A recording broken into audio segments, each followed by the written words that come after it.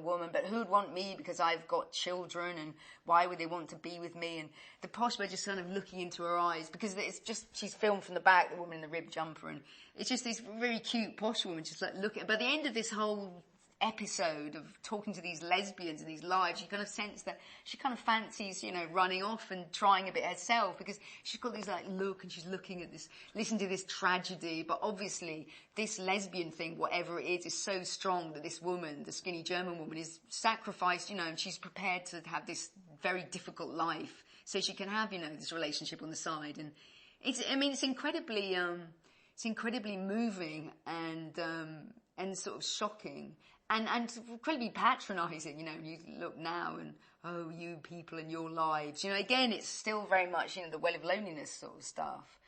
And the incredible bravery of the butch, she must be maybe late 20s and she's wearing a sort of suit, and she just saying, yeah, well, I think, this, my mother thinks it's disgusting, but no, I think, I have to be who I am. And that's right. And she had a girlfriend, and she had to pretend she's a man.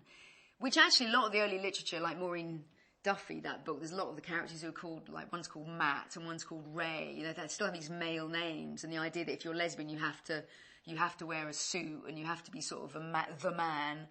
And she was saying, the butch in the BBC thing about, she's got a dildo obviously, but then, and she met the mother of this girlfriend she'd had, but then she couldn't, carry on with it obviously because she got to a certain point. And so it's all sort of mad and, very open. That's why I think the drama of it lends itself to drama, because these almost like Greek tragedy, you like, Jocasta or Antigone who jumps into the hole at the chasm, because how else can she live? She can't live. And so you have the cliche possibly of, lesbians, they get the U-Haul in after the first date. But, those days you would meet someone and, well, how else are you going to meet someone? And also a lot of the testimonies of the Gateways women, you couldn't even get in, and someone, from work, who's actually a man, one of the excerpts I read, and he would say, there's a place across the street, and then someone would tell you the code word, and then you get in. And so, these women, they work so hard to just have a bit of, happiness. And, you see what the straight world is quite straight then anyway, but, the fact that these women actually managed to get these girlfriends, and the skinny German woman in the BBC thing, I'm like, how come she's got fucking three girlfriends or something? Like, I can't get a girlfriend now. They've got apps, and she's got, oh yes, I have this woman, but she won't, like, how did you meet her?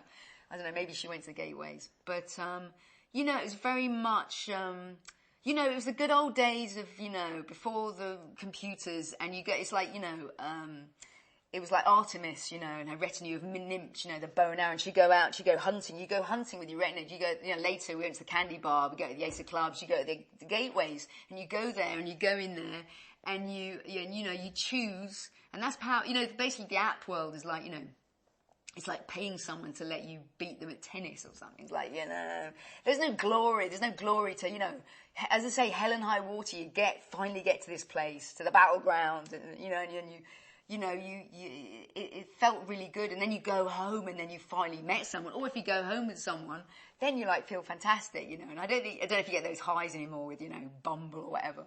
So there's all that, going on. And anyway, that all came out, the huge drama of lesbian lives in those days really came out on that Every Man, whatever it was called, the BBC show. So, yeah.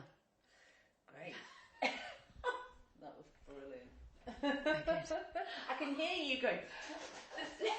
Great stuff. Okay. Lesbian autumn. Shall we talk about Ducky? Oh yeah. Yes, the performance. Yes, please. Because I don't think we're going to get Amy because she got COVID. So. Did she? Okay. Yeah. I don't know if you saw the. I did. Yeah. Okay, well, yeah. So Ducky obviously is a legendary kind of night, but they did a special one which was Ducky Goes to the Gateways, and I didn't see it. It was about 10 years ago, wasn't it? I think about 10 years ago. Interesting that 25 years after the Gateways closed, they're making this kind of theatrical piece.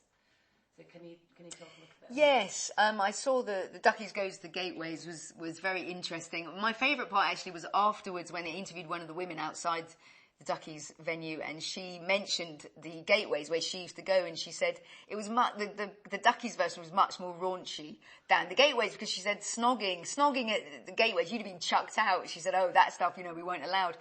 And it made me think, exactly, it was very, in fact, Beryl Reid in one of her interviews talks about, she was kind of homophobic. Some of her comments about, oh, those women, it was disgusting, the thought of, having a sex scene or something, and it was scary. But she said, we went to the Gateways and we watched women and they'd hold each other's bums or something. I'm like, well, what else are you going to do? You can't snog or anything. So that was interesting. But the Duckies thing was a very much, of its time. So, yes, we are allowed to do more stuff in kind of bars and clubs now. And I think the fashion was a big part of it. That was interesting. Maureen Chadwick's interesting on the fashion, the whole butch and femme thing. She says, it's kind of feminism and lesbian feminism sorted a lot of that out. You don't have to dress up as a man or a woman. But I think she was interested in talking about the codes where you walk in and say the femmes will be waiting for the butchers to come and buy them a drink. And also she identifies as a femme, and she had a butch girlfriend, and if another butch came up, she'd have to talk to the butch girlfriend if she could, speak to you.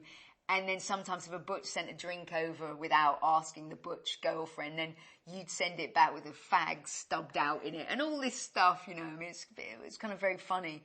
But yeah, I think it's interesting, the whole butch thing. They say that Maureen Chadwick said that sort of feminism helped change that a bit. But, now it's interesting, obviously, we're seeing like the butch monologues is an interesting theatrical sort of movement, the whole dandy thing. And there's still women who want to dress like butchers. I think they have a trans in there now as well, in their troupe. But I think there is a fascination of the sort of butch sort of aesthetic or, way of thinking or being. So it's not completely been sort of thrown out the window.